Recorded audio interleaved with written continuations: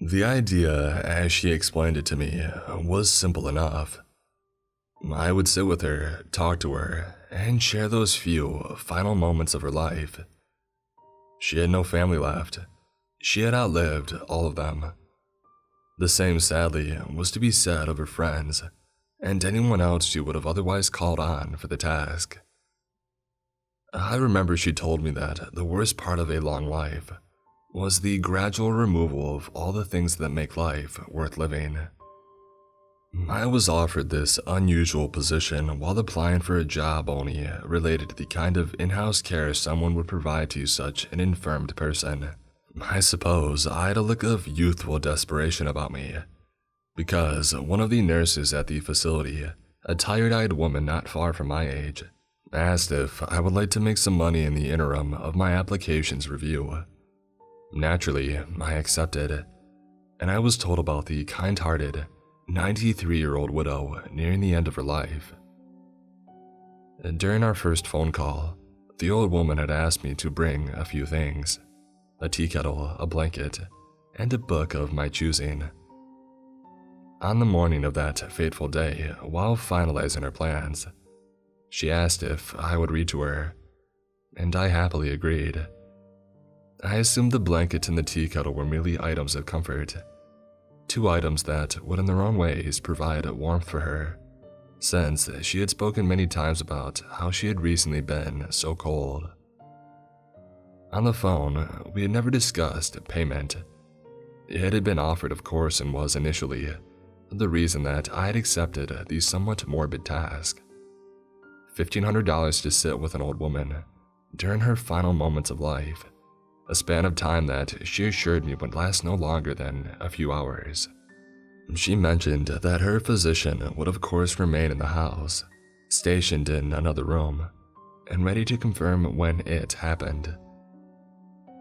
Due to her condition, the details of which I was never explicitly told, I was not allowed to visit with her prior to the curiously foreknown date of her death. As previously stated, we did, however, speak on the phone several times, and I learned a few things about her, the most notable being that she hadn't had any surviving family members or friends. She was truly alone in the world. She had also explained, briefly and vaguely, her religious beliefs, which, as far as I could understand, belonged to no regular organized religion, but was a set of spiritual principles and mythic ideas to which she had closely adhered and devoutly followed since childhood. And these beliefs, from what I gathered, were based upon some sort of obscure cosmic mysticism that she claimed was older than even the Abrahamic religions. She never lingered long on this topic, so there's not much else I can say about it. Over the phone, she was kind, friendly, and surprisingly, at least vocally, for someone so close to the end. I actually found myself enjoying our conversations and quickly forgot about my original financial motivation. I wanted to meet this woman, wanted to spend time talking to and laughing with her. When the day arrived, I drove to her house and parked in the driveway beside a car that looked like it hadn't moved in months. The sight saddened me. The idea that the woman was so mortally ill that driving herself around had been an impossibility for apparently quite some time.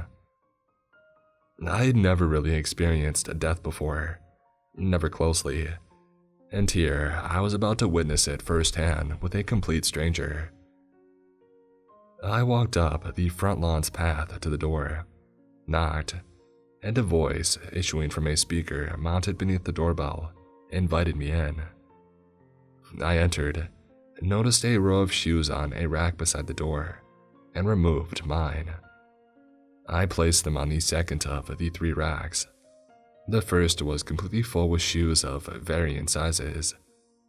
Another speaker, mounted beside a mirror in the foyer, directed me rightward into a living room, and in there I found the person with whom I was to spend the next hour or two. The room was wildly and densely decorated and furnished. There were pop culture memorabilia that dated back decades, and even to my historically untrained eye, seemingly centuries, sculptures, busts, stuffed figures, plates, framed pictures, and many other honorary and commemorative objects of yesteryear sat on shelves, or mounted to walls, or piled onto the surfaces of tables and chairs. It was as if within this room, the entire recorded history of mankind had compiled itself into both mass-produced objects of entertainment and the prized, untouched possessions of collectors. And sitting amidst it all, in a chair that had been outfitted with a health monitoring machinery, was an old woman, the woman I was to sit with in her final moments.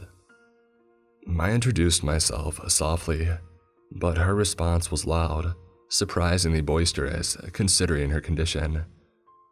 On the phone, she had been lively, but in person, her mannerisms and volume of speech truly belied her age and physical state. She welcomed me into the living room and invited me to sit in a chair across from her. I removed the dolls that had been seated there and placed them with others on a nearby table, then unpacked the items that I had brought, the tea kettle and the book, wrapped in a thick hand-sewn blanket, a gift from my late grandmother. I offered to drape the blanket over the woman's gown, which she had agreed to, and then asked where the kitchen was, expecting her to want the tea as soon as possible. But to my surprise, she told me to set the kettle aside for the moment and asked that I do the same for the book. She wanted to talk first, wanted to continue the last conversation we had had on the phone. We chatted for about 30 minutes, and although our meeting had been planned around her expected expiration, I still had yet to ask exactly how she had arrived at the time. She made no attempt to hasten things along. Our chat drifted to tangentially related topics and circled back only after exhausting all conversational avenues. She was youthful in spirit, characteristically exuberant, even though her body had reached its biological limits. When 30 minutes had gone by, I asked, somewhat anxiously, if she would like for me to put the kettle on and begin reading, and she agreed to the tea, but said that she would prefer to keep story time saved for later. I went to the kitchen and started the kettle, fished out 2 packets of hibiscus tea that she had in the cupboard, and sat them beside 2 cups that had already been set out, presumably by her yet-to-be-seen aide. The kitchen wasn't nearly as decorated as the living room, but the same motif of memorabilia was still present. Coffee cups bore images of old-timey celebrities, while framed recipes showed classic cartoon characters in chef hats and aprons, holding various cooking utensils. It was a cute, charming glimpse into a past well before my time. When the tea was ready, I brought it into the living room on a steel tray and set it on a table that was roughly between us, and then delicately handed her a cup on a little glass plate. She thanked me, sipped from the cup, and asked me a fairly unusual question.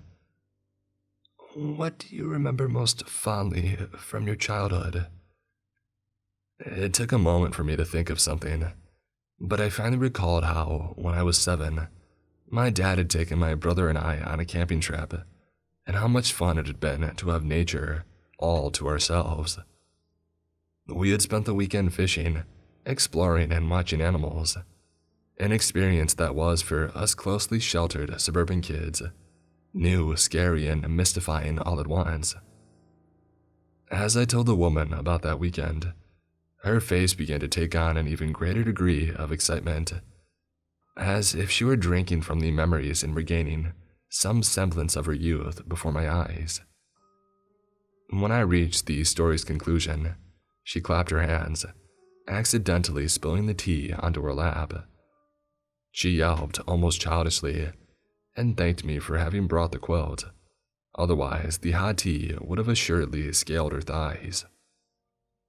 I scrambled up and asked her if there were any towels nearby, and still laughing, she pointed towards a closet at the end of the room, barely visible behind an antique armoire.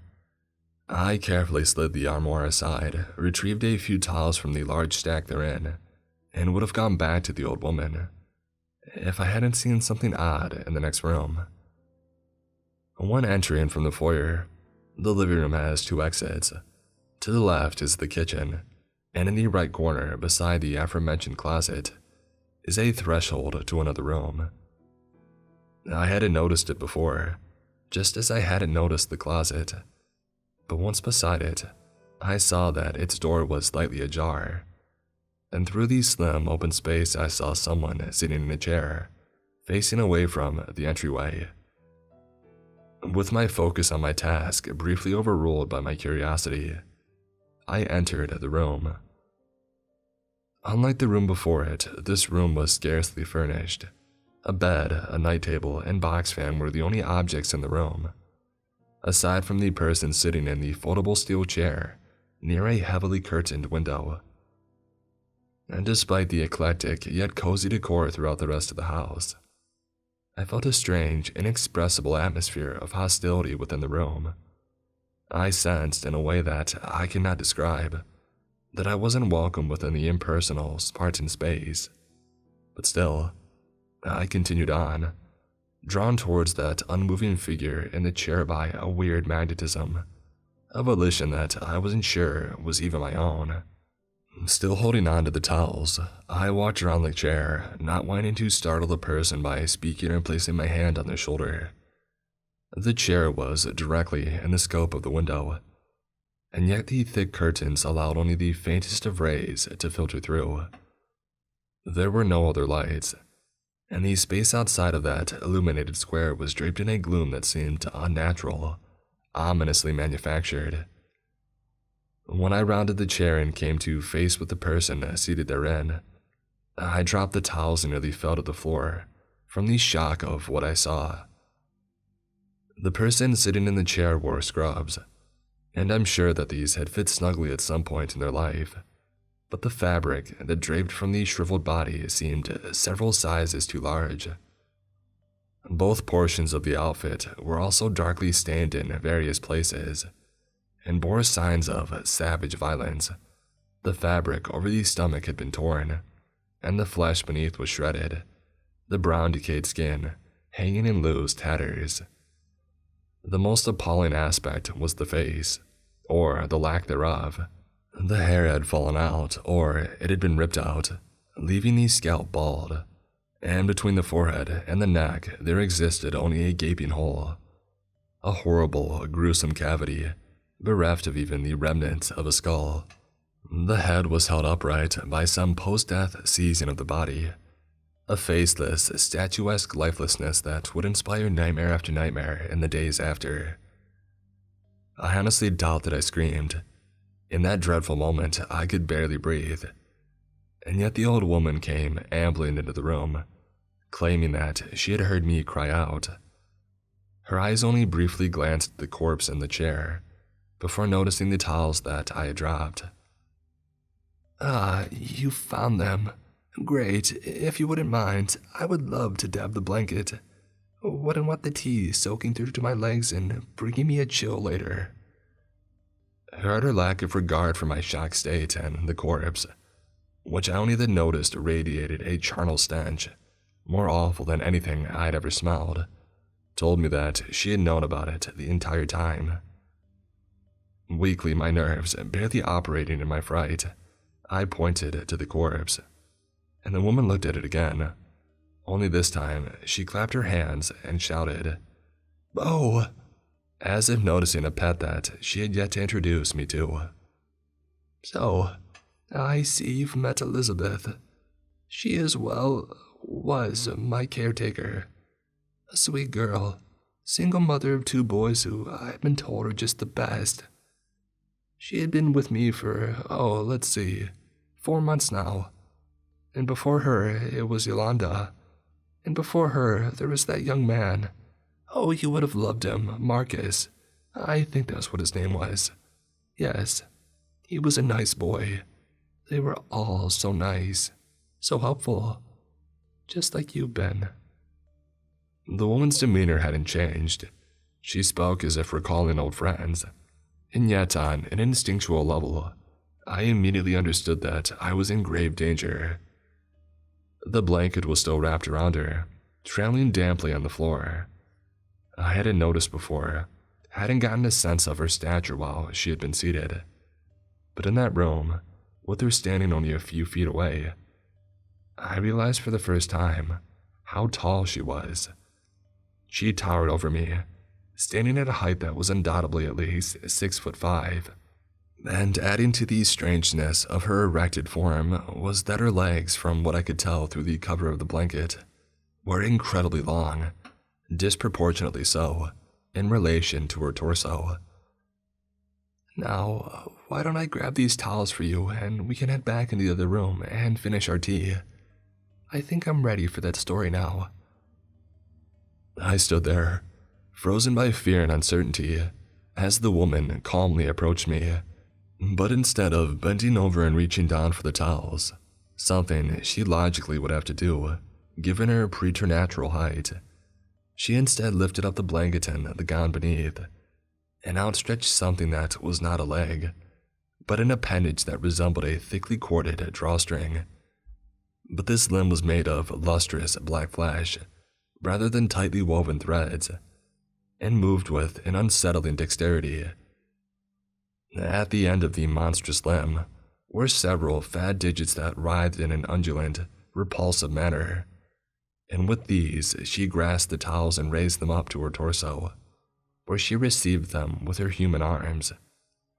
The horrible limb was then retracted back beneath the gown, and before she let the fabric fall, I saw others, a veritable trunk of tawly wound black cords, with which the freed limb re-entwined itself in a manner that was as efficient as it was sickening. She then lowered the gown, threw the blanket over the chair-seated corpse, and dabbed the damp spots with the towels. Once satisfied, she had wrapped the blanket around herself and returned to the living room, beckoning me to follow as if nothing out of the ordinary had happened. Dumbstruck, horrified, I followed against my will, and I was led back into the room as if under some spell of thraldom. I returned to my seat, across from her, and with the mindless, mechanical motions of one whose willpower had been entirely depleted and supplanted by others, I read from the book that I brought. It was a collection of short stories by Arthur Machen. She had mentioned on the phone that she enjoyed stories about weird and mystical things, and after finishing 3 stories, she again clapped her hands, signifying that I should stop. I closed the book and laid it on my lap, while my brain struggled to come to terms with the unprecedentedly bizarre circumstances. The woman applauded my narration, even though I couldn't remember adding any sort of vocal flavor to the reading. It had been fairly straightforward, done almost absent-mindedly. I thanked her for the compliments, and tried to blink away the tears that uncontrollably swelled beneath my eyes. "Now, I think we've arrived at the time. I cannot thank you enough for this wonderful afternoon. I'm so incredibly grateful for your company. A woefully old woman like myself couldn't have asked for a better companion to sit vigil with her. Thank you, child. I had planned initially on incorporating you into the family, but now I just can't bring myself to do that. You've truly been the best of all those who sat with me during my ends." The plurality of that final word and the dreadfully vague connotation of it broke me completely. The tears fell, and I sunk inward, entirely consumed by terror. The woman, misinterpreting my fear of her for sadness at her imminent passing, urged me not to cry, saying that death comes to everyone, eventually. Her demeanor then became suddenly and strikingly somber, and she asked if I would kindly leave her to be alone. Needing no further motivation, I arose from my seat, leaving behind everything that I had brought, and sprinted out of the living room. But before I could reach the front door and return to the normal, sunlit world, she called out, "Oh, your payment is on the davenport, the sofa, and the white envelope." After a brief war of wills, the broken, hungry student versus the terrified human, I begrudgingly returned to the room, careful to keep my eyes focused on the sofa that sat just beside the room's entryway. And while I never looked directly at the woman, I glimpsed and heard her awful transformation into something else, perceived audibly and through my peripherals the death of her human shell. I escaped the house without having witnessed the full exposure of that abominable thing that had clothed itself in human skin for who knows how long, had hidden itself among mankind through cycles of life that assuredly date back farther than the house's memorabilia would have you believe. As I stumbled down the driveway, I happened to glance inside the car parked there, and was given one final parting moment of horror. The car hadn't belonged to that old woman. Its owner, I think, was Elizabeth. In the back seat, I saw 2 children's backpacks, but no sign of the children themselves. In about 2 hours, I had made $1,500, and yet I would give it all back to erase my memories of that twisted afternoon. I can only hope that the police, who I called shortly after departing, can bring some kind of closure to the families of the victims, and justice to their murderer, whose death I now doubt had any permanent meaning.